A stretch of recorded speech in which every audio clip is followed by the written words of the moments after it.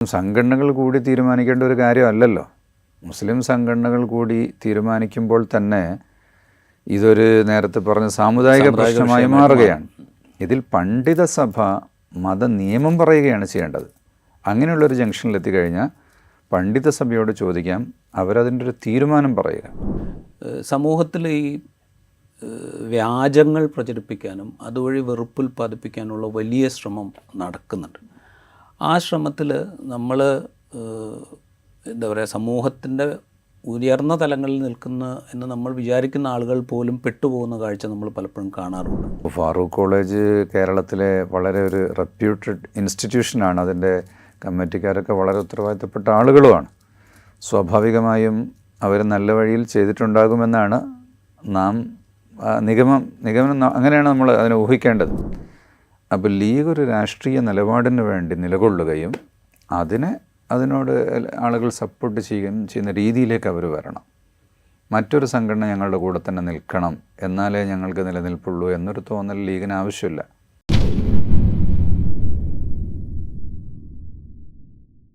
സ്വാഗതം അതർ വ്യൂവിലേക്ക്. ഇന്ന് നമുക്ക് വളരെ വളരെ പ്രാധാന്യമുള്ള ഒരു അതിഥിയാണ് അതർ വ്യൂവിലുള്ളത്.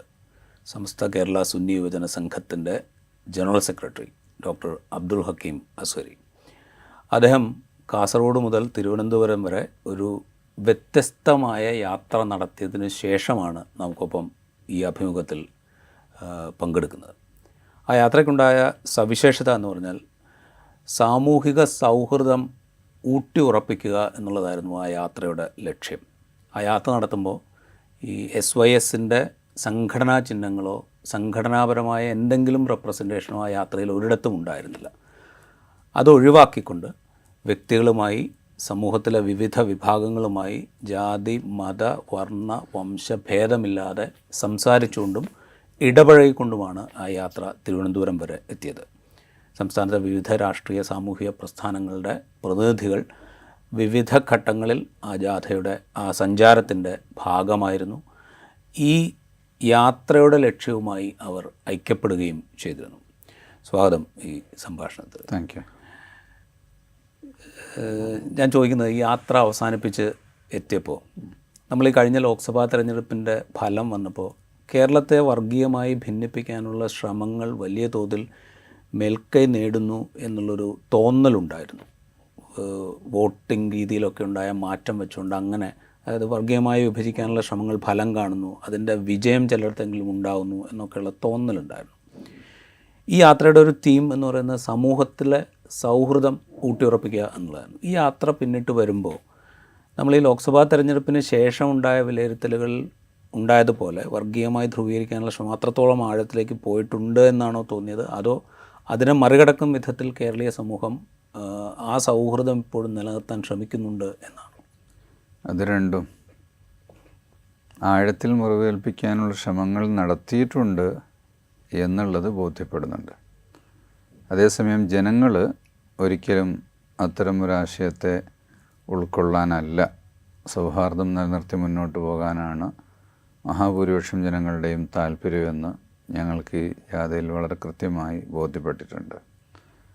കാസർഗോഡ് നിന്ന് തുടങ്ങുന്ന സമയത്ത് ഇത്ര വലിയൊരു സഞ്ചാരം ഞങ്ങൾ ഉദ്ദേശിച്ചിരുന്നില്ല. അത്രയാകുമെന്ന് ഉദ്ദേശിച്ചിട്ടില്ല, അത്ര ആവണം എന്ന് ഉദ്ദേശിച്ചിരുന്നില്ല. കാസർഗോഡ് തുടങ്ങുമ്പോൾ തന്നെ അത്യാവശ്യം നല്ലൊരു നടത്തമായി. പങ്കാളിത്തമാണ് പ്രാധാന്യം, എല്ലാ ആളുകളും പങ്കെടുത്തു എന്നുള്ളതാണ്. അപ്പോൾ അതിനുശേഷം ഓരോ ജില്ലയ്ക്കും വരുമ്പോൾ കൂടുതൽ ജനക്കൂട്ടവും പ്രാതിനിധ്യവും വന്നു.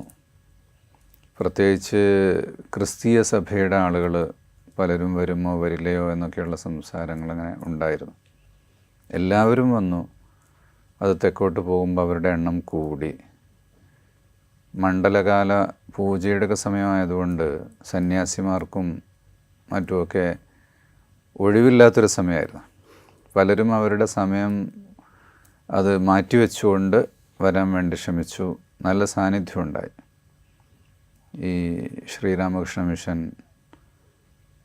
വർക്കല ശിവഗിരി മഠം, കരുണാകര ഗുരുവിൻ്റെ മഠം, അങ്ങനെ പല മഠത്തിൻ്റെ ആളുകളും എല്ലാവരും വന്നു. പിന്നെ കക്ഷി രാഷ്ട്രീയമാണെങ്കിൽ പറയാനില്ല.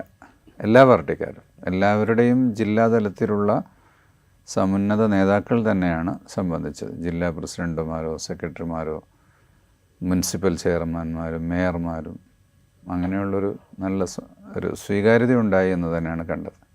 ഇതിലെ ഈ സംഭാഷണങ്ങളുടെ ഒരു രീതി എങ്ങനെയായിരുന്നു? ഞാനത് ചോദിക്കാൻ കാര്യം എന്ന് പറഞ്ഞു കഴിഞ്ഞാൽ സമൂഹത്തിൽ ഈ വ്യാജങ്ങൾ പ്രചരിപ്പിക്കാനും അതുവഴി വെറുപ്പുൽപ്പാദിപ്പിക്കാനുള്ള വലിയ ശ്രമം നടക്കുന്നുണ്ട്. ആ ശ്രമത്തിൽ നമ്മൾ എന്താ പറയുക, സമൂഹത്തിൻ്റെ ഉയർന്ന തലങ്ങളിൽ നിൽക്കുന്ന എന്ന് നമ്മൾ വിചാരിക്കുന്ന ആളുകൾ പോലും പെട്ടുപോകുന്ന കാഴ്ച നമ്മൾ പലപ്പോഴും കാണാറുണ്ട്. അത്തരത്തിലുള്ള പ്രതികരണങ്ങൾ പലരുടെ ഭാഗത്തുനിന്നും വരുന്നത് നമ്മൾ കണ്ടിട്ടുണ്ട്. അത്തരം ഒരു സന്ദർഭത്തിൽ ഏത് തരത്തിലുള്ള ഒരു കമ്മ്യൂണിക്കേഷനാണ് നമ്മൾ ശ്രമിച്ചത്? ഇതിൽ ഞങ്ങൾ ഒരു 40 ചില്ലാനം നേതാക്കന്മാർ ജില്ലയിൽ ഓരോ സോൺ തിരിഞ്ഞുകൊണ്ട് എല്ലാ സോണിലും പ്രഭാത നടത്തം, അത് കഴിഞ്ഞാൽ ആ സോണിലുള്ള വിദ്യാഭ്യാസ സ്ഥാപനങ്ങളും വ്യക്തികളെയൊക്കെ കാണാൻ വേണ്ടി നമ്മുടെ ടീം പോകും. വിദ്യാർത്ഥികളുമായി സംവദിക്കും. വ്യക്തികളെ അവരുടെ വീട്ടിലോ ഓഫീസിലോ ചെന്നിട്ട് കാണുന്ന ഒരു രീതിയായിരുന്നു. അതേസമയം ജില്ലാ ആസ്ഥാനത്ത് ഞങ്ങൾ പ്രസിഡൻറ്റും സെക്രട്ടറിയും പ്രധാനപ്പെട്ട ആളുകൾ യുവജന പ്രസ്ഥാന നേതാക്കളുമായി ടേബിൾ ടോക്ക്, അതുപോലെ സംരംഭകരുമായും മാധ്യമ പ്രവർത്തകരുമായൊക്കെ. അതിൽ പ്രത്യേകിച്ചും യുവജന പ്രസ്ഥാന നേതാക്കളുമായുള്ളൊരു ഇരുത്തമാണ്. സ്വാഭാവികമായിട്ടും അവർ അവരുടെ പ്രസ്ഥാനത്തിൻ്റെ പ്രവർത്തനങ്ങളെ ന്യായീകരിക്കാനും മറ്റുള്ളതിൻ്റെ കുറവുകൾ പറയാനും അങ്ങനെയുള്ളൊരു ശ്രമം ഉണ്ടായിട്ടില്ല.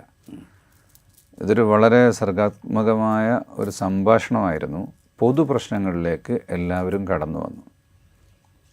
അരാഷ്ട്രീയത, മയക്കുമരുന്ന്, മൈഗ്രേഷൻ തുടങ്ങിയ കാര്യങ്ങൾ എല്ലാവരുടെയും പ്രശ്നമാണെന്നും ഞങ്ങൾ ഓരോരുത്തരും ഇതിൻ്റെ പരിഹാരങ്ങളെക്കുറിച്ച് പല നിലക്ക് ആലോചിക്കാറുണ്ട്, പല ക്യാമ്പയിനുകളും നടത്താറുണ്ട്, വേണ്ടത്ര സ്വാധീനം ചെലുത്തുന്നില്ല, അത്തരം കാര്യങ്ങളിൽ ഒന്നിച്ച് പ്രവർത്തിക്കാൻ പറ്റുമോ എന്നുള്ള നിലക്ക് ആ ആശയങ്ങൾ വന്നു. നമ്മൾ പൊതുവിൽ ഈ എന്താ പറയുക, വലിയ ശബ്ദത്തോടെ കേൾക്കുന്ന രാഷ്ട്രീയ അല്ലെങ്കിൽ സാമുദായിക കോലാഹലങ്ങൾക്കപ്പുറത്ത് സമൂഹത്തിൻ്റെ ഒരു അടിത്തട്ടിൽ നിൽക്കുന്ന യഥാർത്ഥ പ്രശ്നങ്ങളുമായിട്ട് ആണ് കൂടുതൽ സംഭാഷണങ്ങളുണ്ടായത്. അതെ.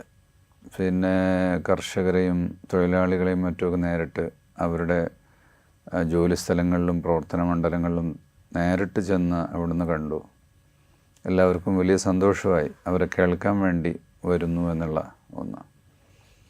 മൂന്നാറിലെ തേയിലത്തോട്ടങ്ങളിൽ ജോലി ചെയ്യുന്ന തമിഴ്നാട്ടുകാരായ ആളുകൾ, വർഷങ്ങളായി 40-50 വർഷം ജോലി ചെയ്തവർ, അവർ ജോലി നിർത്തി പിരിച്ചുവിടുമ്പോൾ പിന്നെ അവർക്ക് ആ പാടിയിൽ, അതിലാണ് അവർ ജീവിച്ചത്, അവിടുന്ന് പിരിഞ്ഞു പോകണം.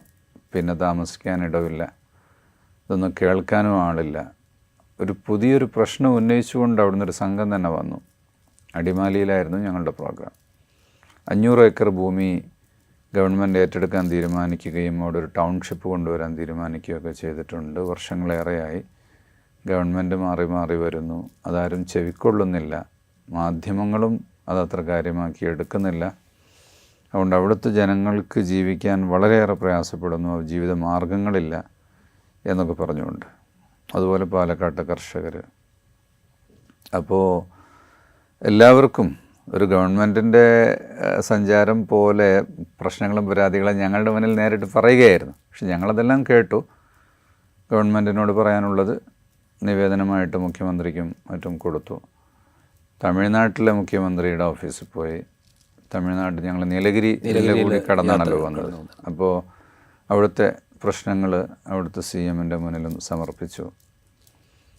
ഈ വർഗീയ ധ്രുവീകരണവും മറ്റും കച്ചവടങ്ങളെ ബാധിക്കുന്നു എന്നുള്ളതാണ് പലരും പറഞ്ഞൊരു കാര്യം.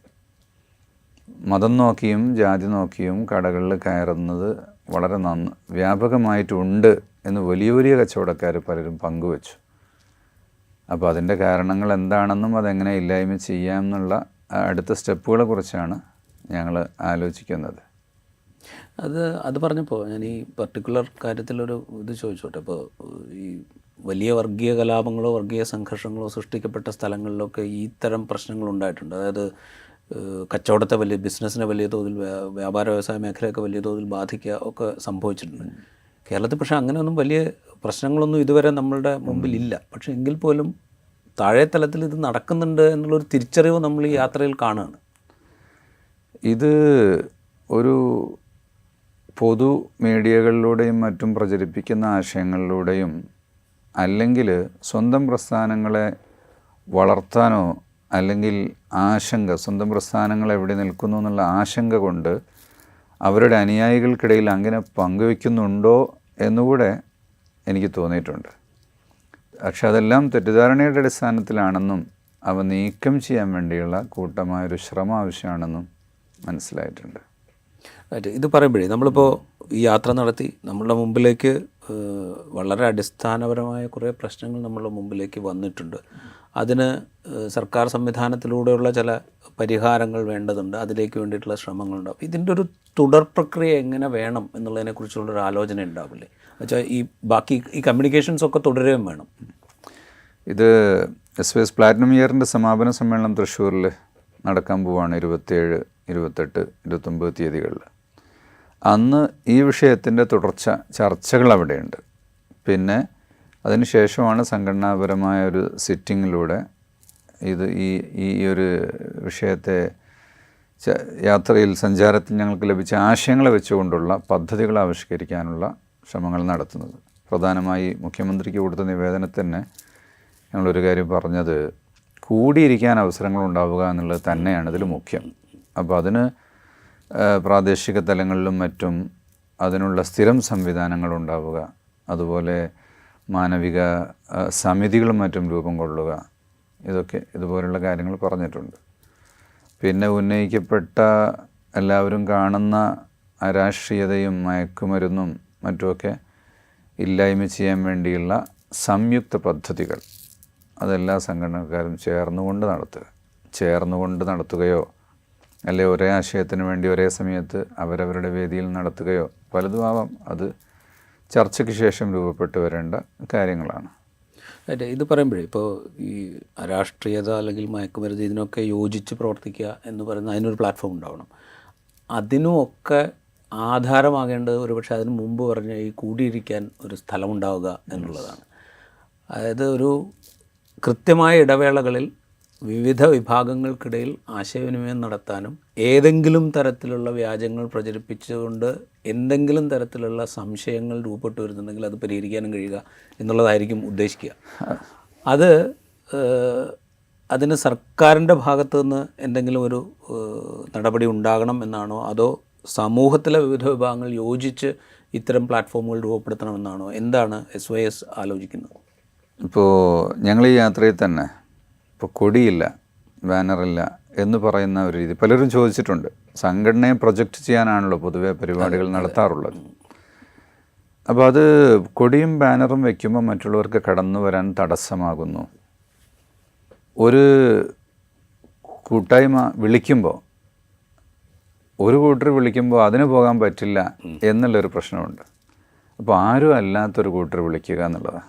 ഞങ്ങൾ ഈ ടേബിൾ ടോക്കിലൊക്കെ തന്നെ സ്വാഗതം പറയില്ല. സ്വാഗതം പറയുന്ന ആൾ പറയും, വിളിച്ചത് ആയതുകൊണ്ട് മാത്രം സ്വാഗതം എന്ന് പറയുന്നു, ഇത് നമ്മളെല്ലാവരും കൂടിയുള്ളൊരു പരിപാടിയാണ് എന്ന് പറയും. അപ്പോൾ അതുകൊണ്ട് ഇതിപ്പോൾ ഗവൺമെൻറ് മുൻകൈ എടുത്ത് വിളിക്കുമ്പോൾ എല്ലാവർക്കും അതിലേക്ക് വരാം. ഗവൺമെൻറ് അതിനൊരു സ്ഥിരം സംവിധാനം ഉണ്ടാക്കി കഴിഞ്ഞാൽ നന്നാകും. എന്തായാലും ഗവൺമെൻറ്റിൻ്റെ ഭാഗത്തു നിന്നുള്ള ശ്രമങ്ങൾ ഉണ്ടായാലും ഇല്ലെങ്കിലും സംഘടന ഇതിലേക്ക് മുന്നിട്ടിറങ്ങാൻ വേണ്ടിയുള്ള ഒരു തീരുമാനം തന്നെയാണ് ഉള്ളത്. ഞാൻ ചോദിച്ചത് ഇപ്പോൾ ഈ ശബരിമലയിലെ സമരവുമൊക്കെയായി റിലേറ്റ് ചെയ്ത് കേരളത്തിലൊരു നവോത്ഥാന സമിതി ഒക്കെ രൂപീകരിച്ചിരുന്നു.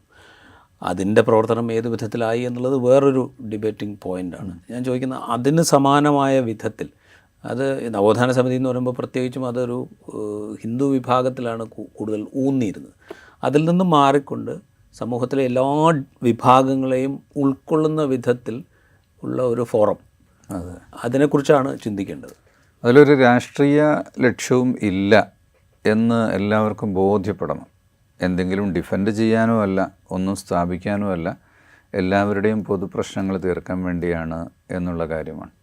വളരെ ആഴത്തിലുള്ള തെറ്റിദ്ധാരണകൾ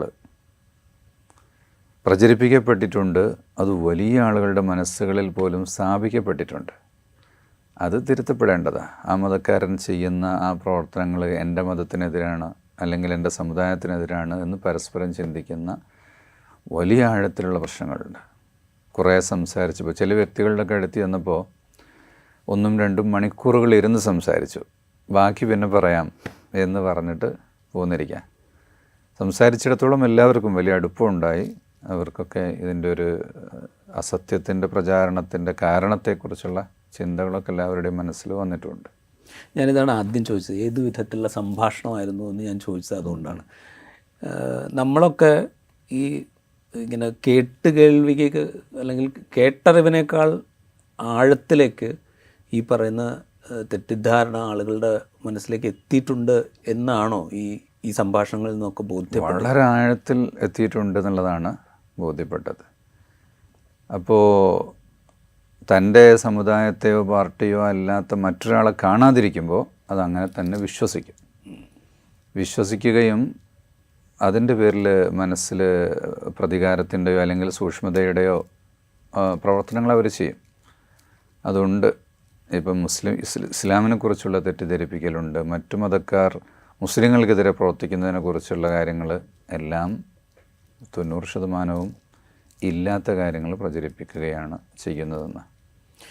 ഉദാഹരണങ്ങളിലേക്ക് ഉദാഹരണങ്ങളിലേക്ക് പോകേണ്ട കാര്യമില്ല. കാരണം വെച്ച് കഴിഞ്ഞാൽ കുറേയൊക്കെ എക്സ്പ്ലിസിറ്റ് ആയിട്ട് നമ്മുടെ മുമ്പിൽ തന്നെ എപ്പോഴും ഉണ്ട്. ഉദാഹരണങ്ങളിലേക്ക് നമ്മൾ പോകേണ്ടതില്ല. ഞാൻ ചോദിക്കുന്നത്, നമ്മൾ ഇത്രയും കാലവും നടത്തിക്കൊണ്ടിരുന്ന രാഷ്ട്രീയ പ്രവർത്തനം ഞാൻ കക്ഷി രാഷ്ട്രീയ പ്രവർത്തനത്തെക്കുറിച്ച് മാത്രമല്ല, ഞാൻ പൊതുവിലുള്ള രാഷ്ട്രീയ പ്രവർത്തനം, നമ്മളുടെ മതനിരപേക്ഷ ജനാധിപത്യത്തെക്കുറിച്ച് നമ്മൾ തന്നെ ഊറ്റം കൊണ്ടിരുന്ന കാര്യങ്ങൾ, ഇതൊക്കെ യാഥാർത്ഥ്യവുമായിട്ട് അത്രയൊന്നും ചേർന്ന് പോകുന്നില്ല ഇപ്പോൾ എന്ന് ഈ യാത്രയ്ക്ക് ബോധ്യപ്പെടുന്നുണ്ട്. നന്നായി ബോധ്യപ്പെട്ടിട്ടുണ്ട്. പക്ഷെ തിരുത്താൻ കഴിയുമെന്ന് ബോധ്യപ്പെട്ടതാണ് ഏറ്റവും വലിയൊരു കാര്യം. അതായത് ഇപ്പോഴും ഇത് ഈ സംസാരിക്കുന്നത് കേൾക്കാനും തനിക്ക് പറ്റിയ അല്ലെങ്കിൽ തൻ്റെ മനസ്സിൽ ഉണ്ടായ തെറ്റിദ്ധാരണകൾ നീക്കാനുള്ള മനസ്സ് ഇപ്പോഴും മലയാളികൾക്കുണ്ട്. അതുകൊണ്ട് നാം വളരെ ഒരു കൃത്യമായ സമയത്താണ് ഈ സഞ്ചാരം നടന്നത് എന്ന് പൊതുജനങ്ങൾ വിലയിരുത്തുന്നുണ്ട്.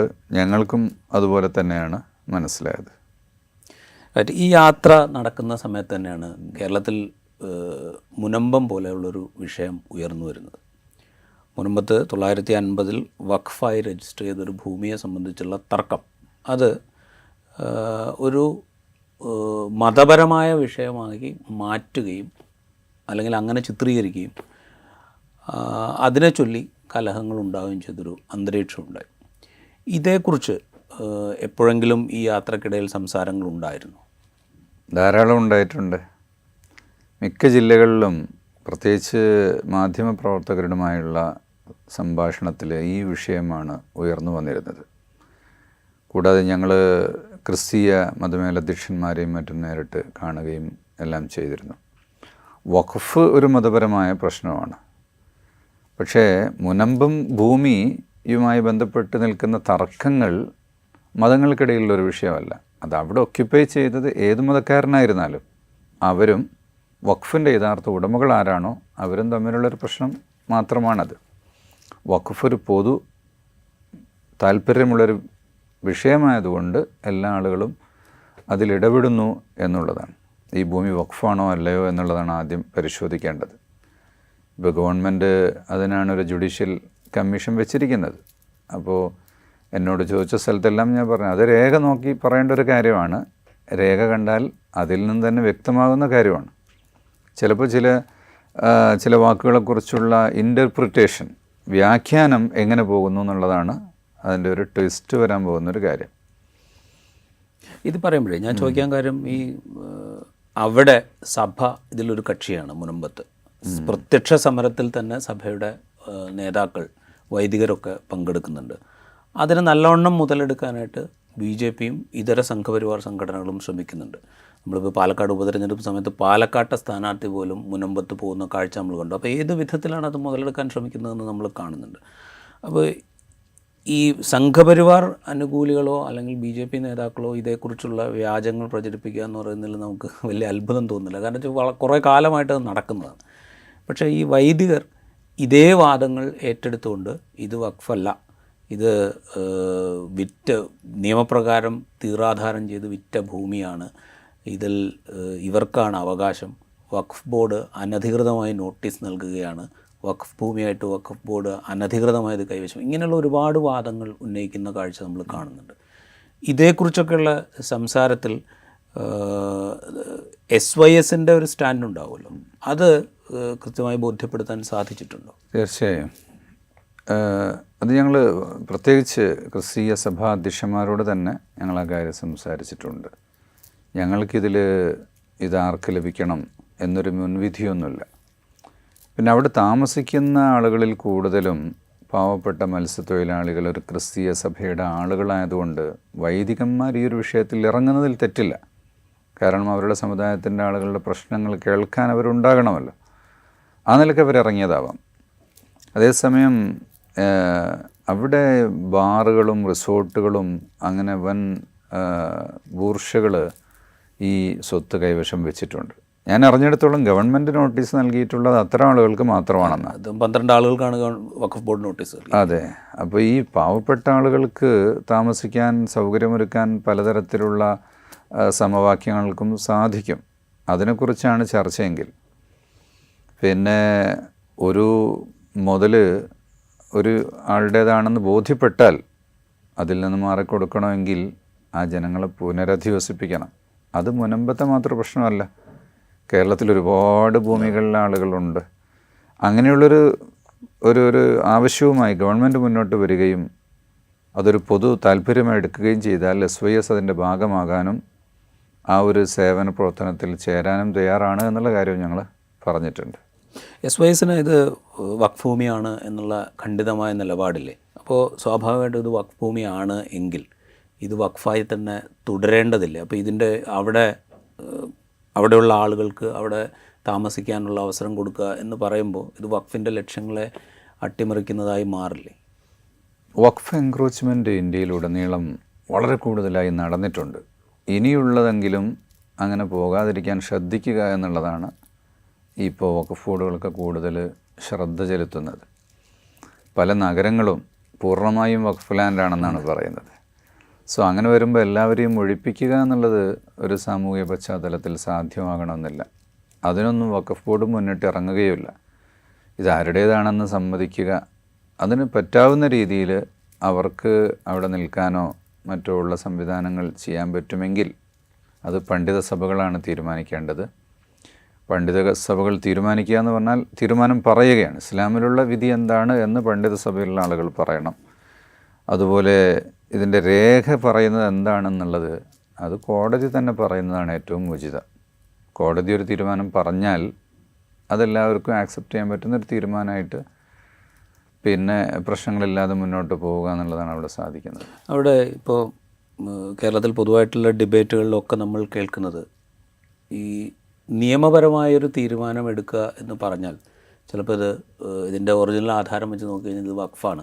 ഇതിന് മുമ്പേ തന്നെ കോടതികൾ 2 വട്ടമെങ്കിലും ഇത് വഖഫാണ് എന്ന് വിധിച്ചിട്ടുണ്ട്. പറവൂർ മുനിസിപ്പൽ കോടതി വിധിച്ചിട്ടുണ്ട്, കേരള ഹൈക്കോടതി അത് അപ്ഹെൽഡ് ചെയ്തിട്ടുണ്ട്.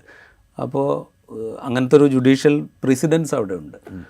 അങ്ങനെ ചെയ്യുന്നു, അത് വഖഫാണ് എന്ന് അംഗീകരിക്കുകയും ഇവിടെയുള്ള ആളുകൾക്ക് അതിൽ അർഹതയില്ല എന്ന് പറയുകയും ചെയ്താൽ ഇപ്പോൾ ഉണ്ടായിരിക്കുന്ന സമൂഹങ്ങൾക്കിടയിലുള്ള അന്തരം അല്ലെങ്കിൽ ഒരു വിഭാഗീയത അത് വർദ്ധിക്കുകയാവും ചെയ്യുക എന്നുള്ളൊരു ആർഗ്യുമെൻ്റുണ്ട്. അതിനെ SYS എങ്ങനെയാണ് കാണുന്നത്? ഈ സമുദായങ്ങൾക്കിടയിൽ ഈ പ്രശ്നമില്ലല്ലോ. ഈ വഖഫ് ലാൻഡും അതിൻ്റെ കസ്റ്റോഡിയൻ ആരാണോ അവരും താമസിക്കുന്നവരും തമ്മിലല്ലേ പ്രശ്നമുള്ളത്. അത് അവർക്കിടയിൽ തന്നെ ആ പ്രശ്നങ്ങൾ തീരുകയും ചെയ്യുമല്ലോ. അപ്പോൾ വഖഫിൻ്റെ ഓണർഷിപ്പുള്ള ആ മാനേജ്മെൻറ്റ് അത് മുസ്ലിമാണ് എന്നതുകൊണ്ട് മുസ്ലിംകളുടെ ഒരു പ്രശ്നമായോ മറുവശത്ത് വേറെ ഏതെങ്കിലും ഒരു മതത്തിൻ്റെ ആളുകളായോ ഒരിക്കലും അതിനെ കാണരുത്. മാത്രമല്ല അവിടെ താമസിക്കുന്ന എല്ലാ ആളുകളും ഒരേ മതത്തിൻ്റെ ആളുകൾ തന്നെ ആണെന്നും എനിക്ക് തോന്നുന്നില്ല. അങ്ങനെയല്ല, പലരും ഉണ്ടാവും അവിടെ. അപ്പോൾ ഇത് തീർത്തും ഒരു സമുദായങ്ങൾക്കിടയിലുള്ള ഒരു പ്രശ്നമായിട്ട് ഒരിക്കലും കാണരുത്. ഇത് നിയമപരമായി എത്തിയ സമയത്ത് എറണാകുളത്ത് ഞാൻ അന്നൊരു വക്കീലിൻ്റെ ഓഫീസിൽ കയറി. അപ്പോൾ ഒരു നമ്പൂതിരി വക്കീലാണ്. വെറുതെ ഞാൻ അദ്ദേഹത്തോട് ചോദിച്ചു, ദേവസ്വത്തിൻ്റെ ഭൂമിയിൽ ആരെങ്കിലും ഒക്യുപ്പൈ ചെയ്താൽ എന്താണ് വക്കീല ചെയ്യുക? അപ്പോൾ അയാൾ പറഞ്ഞു ആരെങ്കിലും എന്നല്ല, ഇവിടെ ഇപ്പോൾ 2.5 ഏക്കർ ഭൂമി ദേവസ്വത്തിൻ്റെ ഭൂമി മറ്റൊരു ഓർഗനൈസേഷൻ കുറേ കാലമായി കയ്യിൽ വെച്ച് വരികയാണ്. അപ്പോൾ ഹൈക്കോടതിയിൽ കേസ് വന്നു, അവരവിടുന്ന് വെക്കേറ്റ് ചെയ്യാൻ വേണ്ടി വിധി വന്നിട്ടുണ്ട്, ഇപ്പോൾ അടുത്ത ദിവസം ഒഴിവാക്കാൻ പോകാമെന്ന് പറഞ്ഞു. അപ്പോൾ ചർച്ചിൻ്റെതായാലും ദേവസ്വത്തിൻ്റെതായാലും മസ്ജിദിൻ്റെതായാലും ഇനി മറ്റെന്തെങ്കിലും വിഷയത്തിനായാലും ഓണർഷിപ്പാണ് വിഷയം. ഓണർഷിപ്പും എൻക്രോച്ച്മെൻറ്റും തമ്മിലുള്ളൊരു തർക്കം, അതിനെ ആ നിലക്ക് തന്നെ കാണുക എന്നുള്ളതാണ്. ഇതിനെ വർഗീയവൽക്കരിക്കാനുള്ള ശ്രമങ്ങളും രാഷ്ട്രീയമായി ഉപയോഗിക്കാനുള്ള ശ്രമങ്ങളും ഇത് രണ്ടും നടക്കുന്നുണ്ട് കേരളത്തിൽ. സത്യത്തിൽ ഈ എന്താ പറയുക, ഒരു നിയമപ്രശ്നത്തെ ഇതുപോലെ സമുദായങ്ങൾക്കിടയിലുള്ള ഒരു പ്രശ്നമായി വ്യാഖ്യാനിച്ച് വെറുപ്പുൽപ്പാദിപ്പിക്കുക അല്ലെങ്കിൽ വിഭാഗീയത വളർത്തുക എന്നുള്ളൊരു ശ്രമത്തിന് നമ്മുടെ വ്യവസ്ഥാപിതമായ രാഷ്ട്രീയ പാർട്ടികളും അരുനിൽക്കുന്നുണ്ട്. മതനിരപേക്ഷ ജനാധിപത്യത്തിന് വേണ്ടി നിൽക്കുന്നു എന്ന് നമ്മൾ വിചാരിക്കുന്ന രാഷ്ട്രീയ പാർട്ടികളും കൂട്ടുനിൽക്കുന്നുണ്ട് എന്ന് തോന്നിയിട്ടുണ്ടോ? ഞങ്ങൾ തിരുവനന്തപുരത്ത് വെച്ച് ഉള്ള ടേബിൾ ടോക്കിൽ മാധ്യമപ്രവർത്തകരുമായുള്ള കൂടിക്കാഴ്ചയിൽ ഞങ്ങൾ പറഞ്ഞിട്ടുള്ളൊരു കാര്യം, ഇന്ത്യ സഖ്യത്തിൻ്റെ ഒരാശയം അത് കേരളത്തിലും നിലനിൽക്കണം. അപ്പോൾ മതേതര കക്ഷികൾ പരസ്പരം വർഗീയത ആരോപിക്കുന്ന രീതിയിലുള്ള ചില കാര്യങ്ങൾ ഇവിടെ കാണുന്നുണ്ട്. അത് നമ്മുടെ നാടിൻ്റെ ഒരു സാമൂഹിക അന്തരീക്ഷത്തിന് മോശമാണ്. അത് കൂടുതൽ ആളുകളിൽ വർഗീയ ചിന്തകളുണ്ടാക്കാൻ വഴിവെക്കും. താൽക്കാലിക ലാഭത്തിന് വേണ്ടി ആരും അത്തരം കാര്യങ്ങളിലേക്ക് പോകരുത്. മതനിരപേക്ഷ കക്ഷികളെല്ലാവരും ഒരാശയത്തിന് വേണ്ടി ഒന്നിച്ച് പ്രവർത്തിക്കണം. കേരളത്തിനെ സംബന്ധിച്ചിടത്തോളം അവർക്കൊരു മുന്നണിയായി മത്സരിക്കാൻ പറ്റില്ല. സ്വാഭാവികമായിട്ടും മത്സരം 2 ഭാഗത്താകുമ്പോൾ അവിടെ വികസനവും മറ്റ് രാഷ്ട്രീയ കാര്യങ്ങളും ചർച്ച ചെയ്യുകയും സെൻസിറ്റീവ് ഇഷ്യൂസിലേക്ക് പോകാതിരിക്കുകയും ചെയ്യുക എന്നുള്ളത് വളരെ അനിവാര്യമാണ്. ഇതിപ്പോൾ കേരളത്തിലെ പ്രബല 2 മുന്നണികൾ LDFും UDFും അതിന് നേതൃത്വം നൽകുന്ന 2 പ്രധാനപ്പെട്ട പാർട്ടികൾ CPMും കോൺഗ്രസും, ഇവ കുറേ കൂടെ റെസ്പോൺസിബിളായിട്ട് പെരുമാറേണ്ട ആവശ്യമുണ്ട് എന്നുള്ളതാണ് ഞാനിതിൽ നിന്ന് മനസ്സിലാക്കുന്നത്. യെസ്, ഇവർ 2 കക്ഷികളും ഈ മതനിരപേക്ഷത സമൂഹ മനസ്സുകളിൽ നിലനിർത്തുന്നതിന് ആവശ്യമായ നിലക്ക് പ്രവർത്തിക്കണം. പറച്ചിൽ മാത്രം ഉണ്ടായാൽ പോരാ. ഞാനതിലേക്ക് വരാം. അതിനു മുമ്പ് എനിക്ക് മുനമ്പം ഭൂമിയുടെ കാര്യത്തിൽ 1-2 കാര്യങ്ങളൂടെ ചോദിച്ചിട്ട്, ഇത് സത്യത്തിൽ വഖഫ് ചെയ്ത് കൊടുക്കപ്പെട്ടിരിക്കുന്നത് ഫറൂഖ് കോളേജ് മാനേജ്മെൻറ്റ് കമ്മിറ്റിക്കാണ്. വിദ്യാഭ്യാസ ആവശ്യങ്ങൾക്ക് വേണ്ടി ഉപയോഗിക്കണം എന്ന നിബന്ധനയോടുകൂടി. അതിന് ഉപയോഗിക്കുന്നില്ല എങ്കിൽ അത് തിരികെ ആ ഫാമിലിക്ക് പോരും തിരിച്ച് കൊടുക്കണം എന്ന് അതിൽ വ്യവസ്ഥ ചെയ്തിട്ടുണ്ട്. പല ആർഗ്യുമെൻറ്റ് ഇതിൻ്റെ പുറത്തുണ്ട്. അതായത് അങ്ങനെ വഖഫ് ചെയ്യാൻ പറ്റില്ല, ഒരു വ്യവസ്ഥയോടുകൂടി വഖഫ് ചെയ്യാൻ പറ്റില്ല എന്ന് ചിലർ ആർഗ്യൂ ചെയ്യുന്നുണ്ട്. അതുകൊണ്ട് തന്നെ ഇത് വഖഫല്ല എന്ന് ആർഗ്യുമെൻ്റ് ഉണ്ട്. പിന്നെ ഇത് ഏറ്റെടുത്ത, അതായത് വഖഫായിട്ട് ഏറ്റെടുത്ത ഫറൂഖ് കോളേജ് മാനേജ്മെൻറ്റ് കമ്മിറ്റി ഈ ഭൂമി ഉപയോഗിച്ചുകൊണ്ട് എന്ത് ചെയ്തു എന്നത് വ്യക്തമാക്കണം എന്ന് ആവശ്യപ്പെടുന്നവരുണ്ട്. അവരത് കൈമാറ്റം ചെയ്തിട്ടുണ്ടെങ്കിൽ ആ കൈമാറ്റം ചെയ്ത തുക ഉപയോഗിച്ചുകൊണ്ട് വിദ്യാഭ്യാസ ആവശ്യത്തിന് എന്തെങ്കിലും ചെയ്യുന്നു. ഇതിലൊക്കെ ഒരു ക്ലാരിറ്റി വരുത്തുക എന്നുള്ളതൊരു ആവശ്യമല്ലേ? അങ്ങനെയാണെങ്കിൽ ഇത് കുറേ കൂടെ എളുപ്പത്തിൽ പരിഹരിക്കാവുന്നൊരു പ്രശ്നമല്ലേ? ആ കാര്യം ഫാറൂഖ് കോളേജ് മാനേജ്മെൻറ്റ് വളരെ കൃത്യമായി ചെയ്യേണ്ടതും ജനങ്ങൾക്കിടയിൽ അത് ബോധ്യപ്പെടുത്തേണ്ടതുമാണ്. എങ്കിൽ മറ്റുള്ളവർക്ക് ചർച്ച ചെയ്യാനുള്ള അവസരങ്ങൾ അവിടെ ഉണ്ടാകുന്നില്ല. ഈ വഖഫ് എന്ന് പറഞ്ഞാൽ കണ്ടീഷണൽ വഖഫ് എന്ന് പറഞ്ഞൊരു വഖഫില്ല. കണ്ടീഷണൽ വഖഫ് എന്ന് പറഞ്ഞാൽ ഇപ്പോൾ എനിക്ക് ഇന്ന സാധനം കിട്ടുകയാണെങ്കിൽ ഞാൻ ഈ ഭൂമി വഖഫാക്കി എന്ന് പറയുന്നതാണത്. ഈ പറയുന്നത് അതല്ല. വഖഫ് ചെയ്തു എന്ന് നമ്മൾ സോഷ്യൽ മീഡിയയിൽ നിന്ന് കിട്ടിയ രേഖയാണ് കേട്ടോ. അപ്പോൾ വഖഫ് ചെയ്തു എന്ന് ആവർത്തിച്ച് പറഞ്ഞിട്ട് കുറേ ക്ലോസ് പറയുമ്പോൾ അതിൽ പറയുന്നുണ്ട്, ഇത് കോളേജിന് മുന്നോട്ട് കൊണ്ടുപോകാൻ കഴിയില്ലെങ്കിൽ എനിക്ക് തിരിച്ചു തരണം, അല്ലെങ്കിൽ എൻ്റെ മക്കളിലേക്ക് വരും എന്നുള്ളത്. അതിൽ നിന്ന് മനസ്സിലാക്കാൻ കഴിയുന്നത് അത് അതിൻ്റെ മേൽനോട്ടമാണ്, കസ്റ്റോഡിയൻഷിപ്പ്. ഈ ഫാമിലി തിരിച്ചെടുത്താലും അവർക്ക് അവരുടെ സ്വന്തം കാര്യത്തിന് അത് ഉപയോഗിക്കാൻ പറ്റില്ല. അതപ്പോഴും വഖഫായിട്ട് നിൽക്കും. അപ്പോൾ അവർ അതിൻ്റെ മാനേജ്മെൻറ്റ് നടത്തും, അതിൽ വിദ്യാഭ്യാസ പ്രവർത്തനങ്ങൾ അവർ നടത്തും, അല്ലെങ്കിൽ മറ്റേതെങ്കിലും സ്ഥാപനങ്ങൾക്ക് കമ്മിറ്റികൾക്കോ അവർക്ക് കൊടുക്കാം എന്നുള്ളതാണ് അതിൽ വരുന്നത്. അതായത് വഖഫ് എന്ന് പറയുന്നത് അതിൽ പറഞ്ഞിരിക്കുന്ന പ്രാഥമികമായ ലക്ഷ്യത്തിന് വേണ്ടി എന്നുള്ളതാണ് വഖഫിൻ്റെ പ്രധാനപ്പെട്ട കാര്യം. അത് തിരിച്ചെടുത്താൽ പോലും അതേ കാര്യങ്ങൾക്ക് വേണ്ടി തന്നെ ഉപയോഗിക്കേണ്ടി വരും ആ ആധാരപ്രകാരം, അങ്ങനെയല്ലേ? അതെ. ചിലതിപ്പോൾ വരുമാനത്തിന് വേണ്ടി വഖഫ് ചെയ്ത തെങ്ങിൻ തോട്ടങ്ങൾ, ഈ കാലത്ത് തെങ്ങിൽ വരുമാനം ഇല്ല എങ്കിൽ അതിനെ വാടകയ്ക്കുള്ള കെട്ടിടം ഉണ്ടാക്കി അതിനെ കൺവേർട്ട് ചെയ്യുക പോലുള്ള കാര്യങ്ങൾ, വരുമാനം എന്നതാണ് അവിടെ ലക്ഷ്യം. വരുമാനം, കൃഷി വരുമാനത്തെ കൊമേഴ്സ്യൽ വരുമാനമാക്കി മാറ്റുക പോലുള്ള കാര്യങ്ങൾ ചെയ്യാൻ പറ്റും. അപ്പോഴും അതിൻ്റെ ആത്യന്തികമായ എന്ത് ലക്ഷ്യം മുൻനിർത്തിയാണോ വഖഫ് ചെയ്തിരിക്കുന്നത് ആ ലക്ഷ്യം സാധൂകരിക്കുക എന്നുള്ളതാണ് പ്രധാനം. പിന്നെ ചില പ്രത്യേക ഘട്ടങ്ങളിൽ വിൽപ്പന നടത്തുന്ന സാധ്യതയും ചർച്ച ചെയ്തിട്ടുണ്ട്. അപ്പോൾ താങ്കൾ പറഞ്ഞ പോലെ അതിന് പകരം ഇപ്പോൾ ഇത് തീരെ ഉപയോഗിക്കാൻ പറ്റാത്ത ഒന്നാണ് എങ്കിൽ അതിന് പകരം അതേ രീതിയിലുള്ള മറ്റൊന്ന് വാങ്ങലാണ് ആ സമയത്ത് നടക്കേണ്ടത്.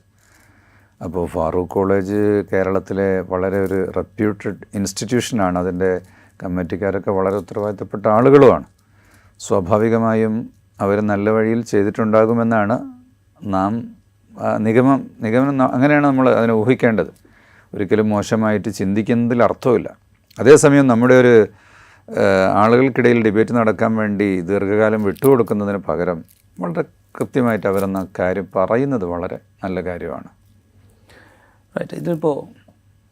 ഇതിൽ വേറൊരു ഭാഗത്ത് ഇതിൻ്റെ രാഷ്ട്രീയം നമ്മൾ ആലോചിക്കുമ്പോൾ ഇപ്പോൾ മുസ്ലിം ലീഗ് ഇതിനകത്തൊരു സ്റ്റാൻഡ് എടുത്തിട്ടുണ്ട്. ഇതിൽ സർക്കാർ ഒരു തീരുമാനമെടുക്കട്ടെ, സർക്കാർ ഒരു ജുഡീഷ്യൽ കമ്മീഷനെ വെച്ചിട്ടുണ്ട്, സർക്കാർ ഒരു തീരുമാനമെടുക്കട്ടെ എന്നൊരു സ്റ്റാൻഡ് എടുത്തിട്ടുണ്ട്. അതിൻ്റെ കൂടെ അവർ പറയുന്നൊരു കാര്യമുണ്ട്, മുസ്ലിം സംഘടനകളെല്ലാവരുമായിട്ടും മുസ്ലിം ലീഗ് ആശയവിനിമയം നടത്തിയിട്ടുണ്ട്.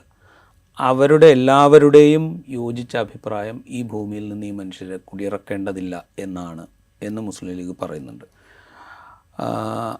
അങ്ങനെ എല്ലാ സംഘടനകളും അതിനോട് യോജിച്ച് നിൽക്കുന്നുണ്ടോ? ഞങ്ങളുടെ സംഘടന ഔദ്യോഗികമായി അങ്ങനെയുള്ളൊരു ചർച്ചയിൽ പങ്കെടുത്തിട്ടില്ല. എല്ലാ സംഘടനകളും ചേർന്നിട്ടുണ്ടോ എന്നും എനിക്കറിയില്ല. എന്തായാലും സംഘടനകൾ കൂടി തീരുമാനിക്കേണ്ട ഒരു കാര്യമല്ലല്ലോ. മുസ്ലിം സംഘടനകൾ കൂടി തീരുമാനിക്കുമ്പോൾ തന്നെ ഇതൊരു നേരത്തെ പറഞ്ഞ സാമുദായിക പ്രശ്നമായി മാറുകയാണ്.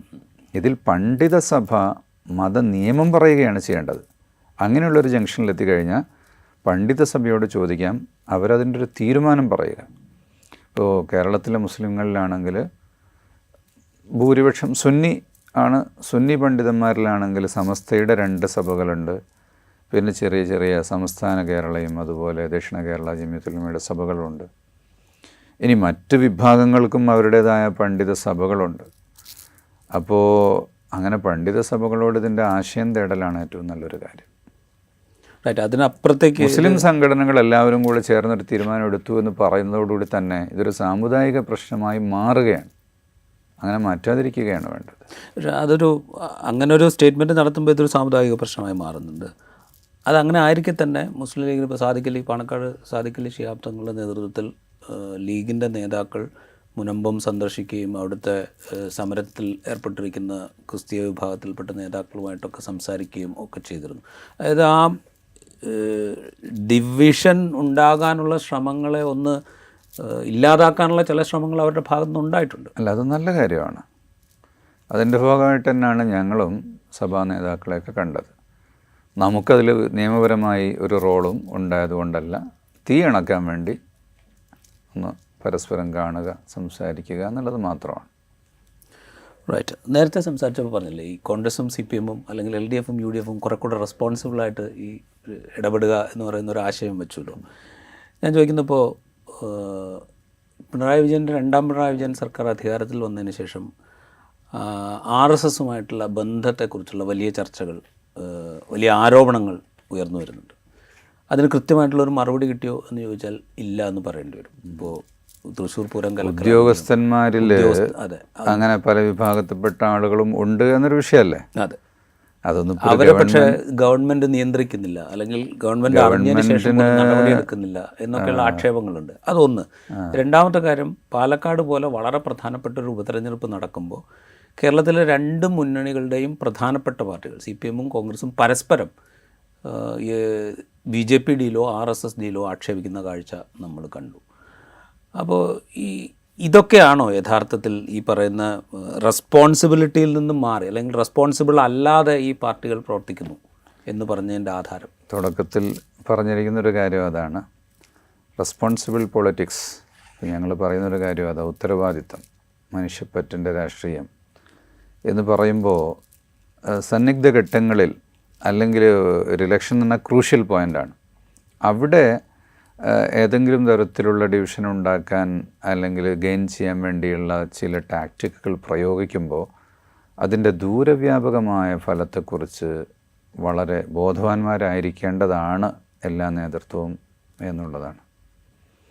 ഉദ്യോഗസ്ഥന്മാരിൽ പലതരം ആശയക്കാരുണ്ടാവുകയും അവരുടെ ആശയങ്ങൾ നടപ്പിലാക്കാൻ വേണ്ടി ശ്രമിക്കുകയും ചെയ്യുമ്പോൾ ഗവൺമെൻറ്റിൻ്റെ പരിധി അനുസരിച്ച് അവർ പ്രവർത്തിക്കണം. ചില കാര്യങ്ങൾ പ്രവർത്തിക്കാൻ കഴിയാത്തതുണ്ടാവും. നമുക്ക് അതൊക്കെ ആശയങ്ങൾ ഉദ്യോഗസ്ഥന്മാരെ സ്വാധീനിക്കാൻ വേണ്ടി നടത്തുന്ന ശ്രമങ്ങൾ, അത് ഏതെങ്കിലും ഒരു പ്രത്യേക മതത്തിൻ്റെ ആളുകളെന്ന് ഞാൻ പറയുന്നില്ല, പലരുമുണ്ട്. ഈ ഉദ്യോഗസ്ഥന്മാർ ഒരു നാട്ടിൽ വരുമ്പോൾ അവരെ സ്വാധീനിക്കാനും അവരെ തെറ്റിദ്ധരിപ്പിക്കാനും ഒക്കെ ശ്രമിക്കുന്ന ആളുകൾ, അവർക്ക് മോശമായ ആശയങ്ങൾ ഇട്ടുകൊടുക്കാൻ വേണ്ടി ശ്രമിക്കുന്ന ലോബികൾ ധാരാളമുണ്ട്. അവയെക്കുറിച്ചൊക്കെ നമ്മൾ നല്ല ബോധവാന്മാരായിരിക്കണം എന്നുള്ളതാണ്. അതിന് നമ്മളെല്ലാവരുമായിട്ട് ലൈസനിങ് ഉണ്ടാവുക എന്നുള്ളത് തന്നെയാണ് അതിൻ്റെ ഒരു പരിഹാരം. അതുണ്ടായിരിക്കെ തന്നെ ഞാൻ ചോദിക്കുന്നത്, ഒരു ഗവൺമെൻറ് എന്നുള്ള നിലയ്ക്ക് ഇപ്പോൾ ADGP ക്രമസമാധാന ചുമതലയുണ്ടായിരുന്ന ADGP 2 RSS നേതാക്കളെ കാണാൻ പോയി, സ്വകാര്യ സന്ദർശനം നടത്തി എന്നുള്ള ആക്ഷേപം ഉയർന്നു വന്നിട്ട് അതിനോട് ഒരു നടപടിയെടുക്കാൻ ദീർഘമായ കാലതാമസം ഉണ്ടാകുന്നു. ഒരു IAS ഉദ്യോഗസ്ഥൻ ഹിന്ദു ഓഫീസേഴ്സിൻ്റെ വാട്സപ്പ് ഗ്രൂപ്പ് ഉണ്ടാക്കുന്നു. അത് പുറത്തായപ്പോൾ തൊട്ട് പുറകെ മുസ്ലിം ഓഫീസേഴ്സിൻ്റെ വാട്സപ്പ് ഗ്രൂപ്പ് ഉണ്ടാക്കുന്നു. ഇത് രണ്ടും പ്രശ്നമായപ്പോൾ ഇത് രണ്ടും ഒഴിവാക്കി ഫോൺ പലതവണ ഫോർമാറ്റ് ചെയ്ത് തെളിവ് നശിപ്പിച്ചിട്ട് പോലീസിന് മുമ്പിൽ ഹാജരാക്കും. ഇതൊക്കെ ഉണ്ടായിട്ടും ഗവൺമെൻറ് എന്നുള്ള നിലയ്ക്ക് വേണ്ട രീതിയിൽ പ്രവർത്തിച്ചു എന്ന തോന്നൽ SYSനുണ്ടോ? ഇത്തരം വിഷയങ്ങളിലൊക്കെ നമ്മുടെ ഉദ്യോഗസ്ഥരുടെയും പൊതുരംഗത്ത് നിലകൊള്ളുന്ന ആളുകളുടെയും മാനസികാവസ്ഥയാണ് നമ്മൾ നോക്കേണ്ടത്. എന്ത് എഡ്യൂക്കേഷനാണ് ഇവർക്ക് കിട്ടിക്കൊണ്ടിരിക്കുന്നത്? അതിൽ നിന്ന് അവരെ മോചിപ്പിക്കുക എന്നതല്ലാതെ ഗവൺമെൻറ് കൊണ്ടോ അല്ലെങ്കിൽ മറ്റെന്തെങ്കിലും നിയന്ത്രണങ്ങൾ കൊണ്ടോ ഇത് അവസാനിക്കുന്നൊരു കാര്യമല്ല. അംബേദ്കർ പറഞ്ഞില്ലേ, ഭരണഘടന എത്ര നല്ലതായാലും ഭരിക്കുന്നവർ നന്നാകണം, ഭരിക്കുന്നവർ മോശമായാൽ ഭരണഘടന മോശമാകും എന്ന് പറഞ്ഞ പോലെ ആളുകൾ നന്നാക്കാത്ത കാലത്തോളം അഡ്മിനിസ്ട്രേഷൻ എന്ത് രൂപത്തിൽ കൈകാര്യം ചെയ്താലും അതിന് മാറ്റം ഉണ്ടാകില്ല. അപ്പോൾ ജനമനസ്സുകളിൽ നിന്ന് വർഗീയ വിഷം ഇല്ലാതാക്കാൻ വേണ്ടിയുള്ള പ്രവർത്തനം എല്ലാവരും ഒന്നിച്ച് നടത്തുക, അതിലൂടെ ഇതിന് പരിഹാരം ഉണ്ടാകും. ഇപ്പുറത്ത് നമ്മൾ ഓപ്പോസിഷൻ്റെ കാര്യം എടുത്താലും UDFൻ്റെ കാര്യം എടുത്താലും അവിടെ നിന്നും ഇതേ സമാനമായ ഇത്, ഇപ്പോൾ വഖഫിൻ്റെ കാര്യം എടുത്തു കഴിഞ്ഞാൽ മുനമ്പത്ത് വഖഫ് ഭൂമിയല്ല എന്ന് ഖണ്ഡിതമായി പ്രഖ്യാപിക്കുന്നത് പ്രതിപക്ഷ നേതാവാണ്. എന്തടിസ്ഥാനത്തിലാണ് അദ്ദേഹം അത് പറയുന്നതെന്ന് നമുക്കിപ്പോഴും അറിയില്ല. പക്ഷെ അത് പറയുന്നതിലൂടെ അദ്ദേഹം ഉദ്ദേശിക്കുന്ന ചില രാഷ്ട്രീയ നേട്ടങ്ങളുണ്ടാവും. അപ്പോൾ ഇത്തരം ശ്രമങ്ങൾ ഈ ഭാഗത്തുനിന്നുണ്ട്. എന്ന് പറഞ്ഞാൽ നാടിൻ്റെ വികസനവുമായി ബന്ധപ്പെട്ട കാര്യങ്ങൾ ചർച്ച ചെയ്യാൻ ഇവർക്കൊന്നും ഇല്ല എന്നതാണ് ഇതിൽ നിന്ന് മനസ്സിലാകുന്നത്. അതൊരിക്കലും ചർച്ചയാവുന്നില്ല. ഞങ്ങൾ ഈ മാധ്യമപ്രവർത്തകരിലും കണ്ടൊരു കാര്യം, ഞങ്ങൾ കർഷകരെ കണ്ടു, അപ്പോൾ അവിടുത്തെ ചില പ്രശ്നങ്ങൾ പറയുന്നു, തൊഴിലാളികളെ കണ്ടു, അത് പറയുന്നു, വിദ്യാഭ്യാസ കാര്യങ്ങൾ, മൈഗ്രേഷൻ്റെ ഇഷ്യൂസ് പറയുന്നു. അവിടെ പത്രക്കാർക്ക് ചോദിക്കാനുള്ളത് ഇപ്പം ഞാൻ ചോദിക്കുന്ന പോലെ തന്നെ ചില ചോദ്യങ്ങളാണ്. പാലക്കാട് ഇലക്ഷനിൽ പത്രത്തിൽ പരസ്യം വന്നതിനെ പറ്റിയാണ്, അല്ലെങ്കിൽ മുഖ്യമന്ത്രി വേറൊരാളെ പറ്റി എന്ത് പറഞ്ഞു എന്നതിനെ പറ്റിയാണ്. വികസന കാര്യങ്ങൾ ചർച്ച ചെയ്യണം, അതിൽ ജനങ്ങളെ ഇൻവോൾവ് ആക്കണം, അതിൽ സജീവമാക്കി എല്ലാവർക്കും പങ്കാളിത്തവും കൊടുത്താൽ ഈ അരാഷ്ട്രീയത എന്ന് പറയുന്ന പ്രശ്നം ഇല്ലാതാകും. എല്ലാവരും അതിൻ്റെ കൂടെ വരും. കുറേ കൂടി ഡിവിസീവായിട്ടുള്ള ആശയങ്ങളും പതുക്കെ അകന്നു നിൽക്കും. തീർച്ചയായും. ഈ വിദ്യാഭ്യാസത്തെക്കുറിച്ച് പറഞ്ഞു, കാർഷിക മേഖലയെക്കുറിച്ച് പറഞ്ഞു. ഈ മേഖലകളിലുമായിട്ടുള്ള ആളുകളുമായിട്ട് സംവദിക്കുമ്പോൾ നമ്മൾ പൊതുവിൽ കേരളം പല ഇൻഡെക്സ് വെച്ച് നോക്കുമ്പോൾ മനുഷ്യോപശേഷിയുടെ ഇൻഡെക്സ് അല്ലെങ്കിൽ വ്യവസായ സൗഹൃദത്തിൻ്റെ ഇൻഡെക്സ്, ഇങ്ങനെ പല ഇൻഡെക്സുകളും വെച്ച് നോക്കുമ്പോൾ നമ്മൾ വലിയ പൊസിഷനിൽ നിൽക്കുന്നുവെന്ന് നമ്മൾ അവകാശപ്പെടാറുണ്ട്. ആരോഗ്യം നോക്കിക്കഴിഞ്ഞാൽ കുറേയൊക്കെ നമ്മൾ മുമ്പിലാണ് എന്നുള്ളതൊരു വസ്തുതയാണ്. വിദ്യാഭ്യാസ രംഗത്തും നമ്മൾ മുമ്പിലാണ്. അതിന് സർക്കാരിൻ്റെ ഉണ്ട്, സംഘടനകളുടെ ഉണ്ട്, മതസംഘടനകളുടെ ഒക്കെ സംഭാവനകളിലൂടെയാണ് നമ്മൾ ഈ വികാസം പ്രാപിച്ചിരിക്കുന്നത്. ഇതൊരു പരിധിയിൽ അങ്ങനെ ഒരു പോയിന്റിൽ അങ്ങനെ നിൽക്കുക. ഇതിനെ മുമ്പോട്ട് കൊണ്ടുപോകുക എന്ന് പറയുന്നൊരു പണിയെക്കുറിച്ച് നമ്മൾ മുന്നിലാണ് എന്ന് പറയുന്നത് തന്നെ പല വിഷയത്തിലും അതൊരു ചില സ്കെയിലുകൾ വെച്ച് അളക്കുമ്പോൾ മാത്രമുള്ള കാര്യമാണ്. ഇപ്പോൾ ദുബായിൽ അവിടെ ഹാപ്പിനെസ്സിനൊരു മിനിസ്ട്രി ഉണ്ട്, അതെ, ടോളറൻസിനൊരു മിനിസ്ട്രി വേറെ ഉണ്ട്. നമ്മുടെ നാട്ടിൽ ഇത് രണ്ടുമാണ് വളരെ അനിവാര്യം. പിന്നെ വിദ്യാഭ്യാസത്തിൻ്റെ വിഷയത്തിൽ പറയുകയാണെങ്കിൽ കുറേ സർട്ടിഫിക്കറ്റുകൾ ഉണ്ടാക്കി കൊടുക്കുന്നു എന്നല്ലാതെ ഇതുകൊണ്ട് അവർക്ക് ജീവിക്കാൻ പറ്റുന്നില്ല. അപ്പോൾ ഞാൻ വെസ്റ്റ് ബംഗാളിൽ മർക്കസിൻ്റെ ഇൻസ്റ്റിറ്റ്യൂഷനിൽ കഴിഞ്ഞ വർഷം കോൺവക്കേഷന് പോയപ്പോൾ 100 കുട്ടികൾക്ക് സർട്ടിഫിക്കറ്റ് കൊടുത്തു. അപ്പോൾ പരന്ന വയലുകളാണ്. അപ്പോൾ ഇത് കാണുമ്പോൾ ഞാൻ ചിന്തിച്ചത്, ഇനിയിപ്പോൾ നമ്മൾ ഈ കുട്ടികളൊക്കെ പഠിപ്പിച്ച് അവർ SLC ആക്കുകയാണ്, പിന്നെ +2 ഡിഗ്രിയും പഠിപ്പിച്ച് നമ്മളും കുറേ സർട്ടിഫിക്കറ്റ് അവർക്ക് കൊടുക്കും. ചിലപ്പോൾ നമുക്ക് കുറച്ച് കാലം കഴിഞ്ഞാൽ അരി കിട്ടില്ല. അപ്പോൾ ഈ കർഷകരാക്കി നിർത്തിക്കൊണ്ട് അതിൻ്റെ വിദ്യാഭ്യാസം കൊടുത്ത് കൃഷിയിൽ മികവ് കൊണ്ടുവരിക എന്നുള്ളൊരു രീതിയാണ് വേണ്ടത്. ഒരേ തൊഴിലുള്ള ആളുകൾ ആ തൊഴിൽ തന്നെ ചെയ്യുമ്പോഴുണ്ടാകുന്ന ക്വാളിറ്റിയും മികവും ഒക്കെ ആഡം സ്മിത്ത് ചർച്ച ചെയ്തിട്ടുണ്ട്, ഇമാം ഗസാലി ചർച്ച ചെയ്തിട്ടുണ്ട്. ഡിവിഷൻ ഓഫ് ലേബർ അതിൻ്റെ ഒരു ഭാഗമാണല്ലോ. അപ്പോൾ ഒരു ലേബർ അതിൽ അവർ കൂടുതൽ സ്കില്ലാവുന്നു എന്നുള്ളതാണ്. റൈറ്റ്. ഞാൻ വേറൊരു പോയിന്റിലേക്ക് കൂടെ വരാം. ഈ സുന്നി പ്രസ്ഥാനങ്ങളുടെ ഐക്യത്തെക്കുറിച്ചൊക്കെ ഇങ്ങനെ സംഭാഷണങ്ങൾ നടക്കുന്നുണ്ട്. അതിന് പ്രധാനമായിട്ടുള്ളൊരു പ്രശ്നം ഇപ്പോൾ EK വിഭാഗം സമസ്തയുടെ ലീഡർഷിപ്പുമായി ബന്ധപ്പെട്ട്, അല്ലെങ്കിൽ ലീഡർഷിപ്പിലുണ്ട് എന്ന് പറയപ്പെടുന്ന ചില തർക്കങ്ങളാണ്. ഇന്നലെയും കഴിഞ്ഞ ദിവസങ്ങളിലൊക്കെ അത് വാർത്തയിൽ വന്നിരുന്നു. EK വിഭാഗം സമസ്തയുടെ നേതൃത്വത്തിൽ ലീഗ് അനുകൂല ചേരിയും ലീഗ് വിരുദ്ധ ചേരിയും ഉണ്ട് എന്നുള്ള മട്ടിലാണ് വാർത്തകൾ വരുന്നത്. ഇതിനെ യഥാർത്ഥത്തിൽ ഇങ്ങനെയാണോ കാണേണ്ടത്, അതോ സുന്നി ലീഡർഷിപ്പ് ഒരു സുന്നി ഐഡൻറ്റിറ്റിയെ കുറെ കൂടെ സ്ഥാപിച്ചെടുക്കാനും അവരുടെ അർഹമായ പ്രാതിനിധ്യം ഉറപ്പാക്കാനും നടത്തുന്ന ശ്രമങ്ങളായിട്ടാണോ കാണേണ്ടത്? എങ്ങനെയാണ് SYS അതിനെ കാണുന്നത്?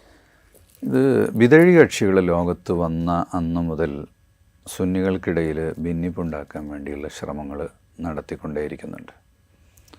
അപ്പോൾ അവരുടെ ആശയങ്ങൾ അവരുടെ ലാബിൽ തന്നെ ഐഡൻറ്റിറ്റിയിൽ തന്നെ വന്ന് പ്രചരിപ്പിക്കുന്ന ഒരു രീതിയുണ്ട്. അതിന് സാധിക്കാതെ വരുമ്പോൾ നുഴഞ്ഞു കയറി മറ്റു സംഘടനകളിലേക്ക് കയറി അതിനിടയിലൂടെ പ്രവർത്തിക്കുക, അവർക്കിടയിൽ ഭിന്നിപ്പുണ്ടാക്കുക. ഇത് പഴയ കാലങ്ങളിലെ ഉള്ള ഒരു കാര്യമാണ്. അതാണ് ഇന്നും കണ്ടുകൊണ്ടിരിക്കുന്നത് എന്നാണ് ഞാൻ മനസ്സിലാക്കുന്നത്.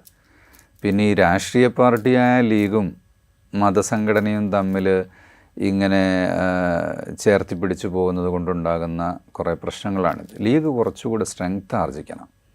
ലീഗ് ഏതെങ്കിലും ഒരു വിഭാഗത്തെയോ അല്ലെങ്കിൽ മുസ്ലിങ്ങളെ മാത്രമോ ഡിപ്പെൻഡ് ചെയ്യുന്നൊരു സംഘടനയായി മാറും. പേര് പണ്ടേ മുസ്ലിം ലീഗ് എന്നായിപ്പോയി, അതുകൊണ്ട് കുഴപ്പമില്ല.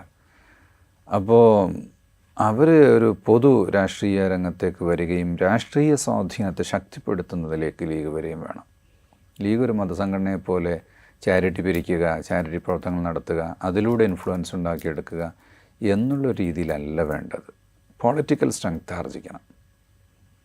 ഈ സമസ്ത EK ആയിട്ടുള്ള ഈ ആശയവിനിമയം വരുമ്പോൾ സ്വാഭാവികമായിട്ടും മുസ്ലിം ലീഗ് എന്നുള്ളത്, അല്ലെങ്കിൽ അവരുടെ ഒരു സ്ട്രെങ്ത് എന്നുള്ളത് ഈ പറയുന്ന സമസ്ത EK വിഭാഗം സമസ്തയിലെ അംഗങ്ങളാണ് എന്നുള്ളൊരു തോന്നൽ സൃഷ്ടിക്കപ്പെടുകയും ലീഗ് ഈ മതത്തിൻ്റെ പ്രതിനിധി മാത്രമാണ് എന്നുള്ളൊരു തോന്നൽ ഉണ്ടാക്കുകയും ചെയ്യും. ആ തോന്നൽ മാറാണ് വേണ്ടത്.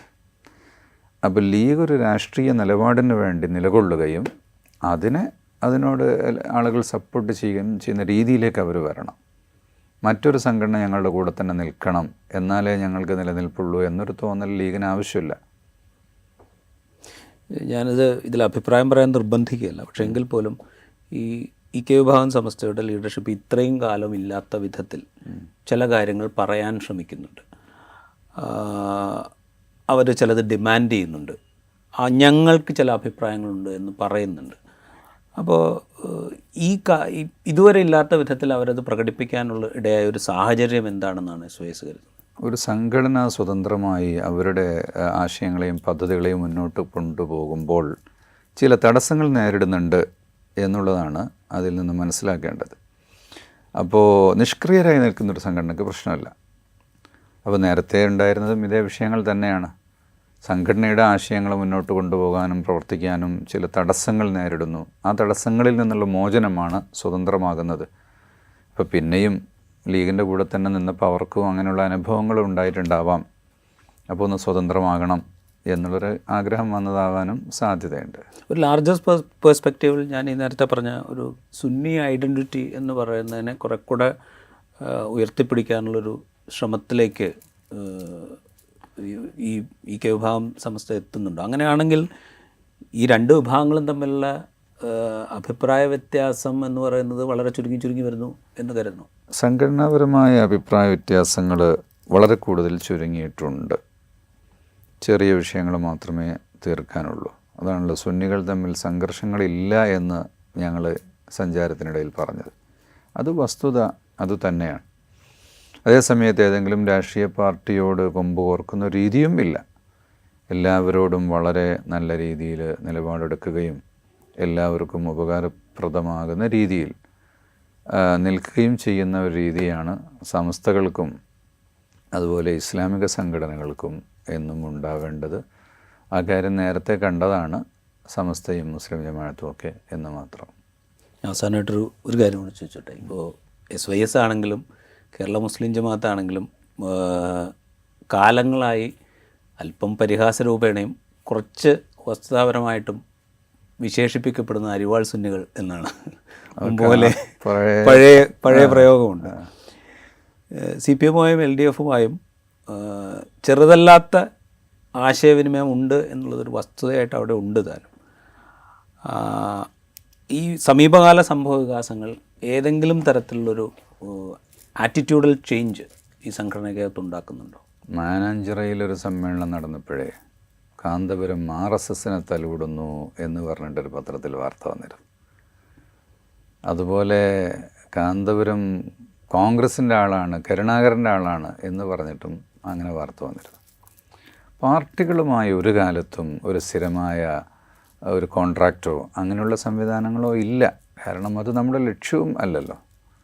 പാർട്ടി ഏതായാലും ഗവൺമെൻറ് നല്ലൊരു ഗവൺമെൻറ് വരാൻ വേണ്ടി സഹായിക്കുക, ഗവൺമെൻറ് ഈ പ്രസ്ഥാനത്തെ സുതാര്യമായും സുരക്ഷിതമായും മുന്നോട്ട് പോകാൻ വേണ്ടി സഹായിക്കുക എന്നുള്ളതാണ്.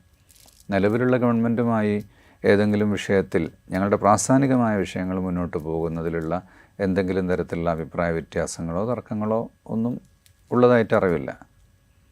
ഈ പൊതുവിഷയങ്ങളിൽ നേരത്തെ CPM എടുത്തിരുന്നത് പോലെയുള്ള ദൃഢതയുള്ള നിലപാട് ഈ 2024 ലോക്സഭാ തെരഞ്ഞെടുപ്പിന് ശേഷം ഇല്ല എന്നൊരു തോന്നലുണ്ടോ? രാഷ്ട്രീയ പാർട്ടികളിലുള്ള അപജയം ഏതെങ്കിലും ഒരു പ്രത്യേക പാർട്ടിയെയോ മുന്നണിയെയോ ചേർത്ത് പറയാൻ കഴിയും എന്നെനിക്ക് തോന്നുന്നില്ല. അത് മൊത്തത്തിൽ നിലപാടുകളിൽ ഒരു ലാഘവത്വം വന്നിട്ടുണ്ട്. ഇന്ത്യയിൽ ഏത് പാർട്ടി എടുത്താലും അത് കാണാൻ പറ്റും. വ്യക്തിപരമായി നേതാക്കളുമായിട്ടൊക്കെ സംഘടനയ്ക്ക് അടുത്ത ബന്ധമുണ്ട്. മുഖ്യമന്ത്രി പിണറായി വിജയനാണെങ്കിലും പ്രതിപക്ഷ നേതാവ് VD സതീശനാണെങ്കിലും മുൻ പ്രതിപക്ഷ നേതാവ് രമേശ് ചെന്നിത്തലയാണെങ്കിലും മുസ്ലിം ലീഗിൻ്റെ നേതാക്കളാണെങ്കിലും എല്ലാവരുമായിട്ടും വളരെ അടുത്ത ബന്ധമുണ്ട്. ഈ ബന്ധങ്ങളെ കുറെ കൂടെ ക്രിയേറ്റീവായി ഉപയോഗിക്കാൻ ഞാൻ രാഷ്ട്രീയത്തിൻ്റെ കാര്യമല്ല കേട്ടോ പറയുന്നത്. സംഘടന ഇപ്പം നടത്തിയ യാത്ര, അതിൽ മനസ്സിലാക്കിയ കുറേ കാര്യങ്ങൾ, ഇപ്പോൾ പ്ലാറ്റിനം ജൂബിലി സമ്മേളനത്തോടനുബന്ധിച്ച് ആവിഷ്കരിക്കാൻ പോകുന്ന പദ്ധതികൾ, ഇതിൻ്റെയൊക്കെ നടത്തിപ്പിന് വേണ്ടിയിട്ട് ഈ ബന്ധങ്ങളെ കുറെ കൂടെ വളരെ ഫലപ്രദമായിട്ട് ഉപയോഗിക്കാൻ പറ്റും. അത് ഉപയോഗിക്കുന്നുണ്ട്. ഈ താങ്കൾ പറഞ്ഞ പോലെ യാത്രയിൽ ഇവരെല്ലാവരും സഹകരിച്ചു, മുന്നോട്ട് വന്നു. അവർക്കും അറിയാം ഏതെങ്കിലും ഒരു പ്രത്യേക ലക്ഷ്യത്തിലേക്ക്, പൊളിറ്റിക്കൽ ലൈനിലേക്ക് ഈ യാത്രയോ അല്ലെങ്കിൽ മറ്റോ കൊണ്ടുപോകാൻ സാധിക്കുന്ന ഒരു കാര്യമൊന്നുമല്ല. അപ്പോൾ ഒരു ആശയത്തോടുള്ള ഒരു മമതയും ഒരു സ്നേഹവും അതിൻ്റെ കൂടെ നിൽക്കുക എന്നുള്ളതും പൊളിറ്റിക്കൽ പാർട്ടികൾ എല്ലാവരിലും ഉണ്ട്. അത് ഞങ്ങൾ തിരിച്ചും അങ്ങോട്ടും അങ്ങനെ തന്നെ എല്ലാവരും ഒരു നല്ല ബന്ധങ്ങൾ കാത്തു സൂക്ഷിക്കുകയും നാടിൻ്റെ നന്മയ്ക്ക് വേണ്ടി കൂടെ നിൽക്കാൻ പ്രവർത്തിക്കുകയും ചെയ്യുന്നുണ്ട്. അങ്ങനെ ഞാനൊരു കാര്യം കൂടി ചോദിച്ചിട്ട്, ഇപ്പോൾ കേരളത്തിലെ പ്രവർത്തനങ്ങളെക്കുറിച്ചാണ് നമ്മൾ സംസാരിച്ചത്. കേരളത്തിന് പുറത്ത് വെസ്റ്റ് ബംഗാളിൽ, കാശ്മീരിൽ, ഗുജറാത്തിൽ, ഉത്തർപ്രദേശിൽ ഒക്കെ വിവിധ സംസ്ഥാനങ്ങൾ, ബീഹാറിൽ, കിഷൻഗഞ്ചിലൊക്കെ സംഘടന പ്രവർത്തിക്കുന്നുണ്ട്. അപ്പോൾ ഇത്തരം പ്രവർത്തനങ്ങളുടെ ഒരു ഊർജ്ജ സ്രോതസ് ഒരു പരിധി പറഞ്ഞു കഴിഞ്ഞാൽ അത് കേരളം തന്നെയാണ് അല്ലേ? അപ്പോൾ അതിനൊക്കെ കൂടെ അതുകൂടെ ഉൾപ്പെടുത്തിയിട്ടുള്ളൊരു വിശാലമായ പ്രോജക്റ്റ് ആയിരിക്കുമോ ഈ പ്ലാറ്റിനം ജൂബിലിയോടനുബന്ധിച്ചൊക്കെ ഉണ്ടാക്കാൻ പോകുന്നത്? കേരളം ഒരു സ്രോതസ് എന്ന് പറഞ്ഞാൽ കേരളത്തിൽ നിന്നുള്ള വിദ്യാസമ്പന്നരായ ആളുകളാണ് മറ്റ് സ്റ്റേറ്റുകളിലൊക്കെ ചെന്ന് വർക്ക് ചെയ്തിരുന്നത്. ഞാൻ നേരത്തെ പറഞ്ഞല്ലോ, ഗ്രാജുവേഷൻ ഇപ്പോൾ പല സ്റ്റേറ്റുകളിലും നമ്മൾ ഗ്രാജുവേഷൻ നടത്തി LLB കംപ്ലീറ്റ് ചെയ്ത കുട്ടികളുണ്ട്, PG ചെയ്യുന്നവരുണ്ട്. അതാത് നാട്ടിൽ നിന്ന് തന്നെ അതിന് പറ്റിയ ആളുകൾ വളർന്നു വരുന്നുണ്ട്.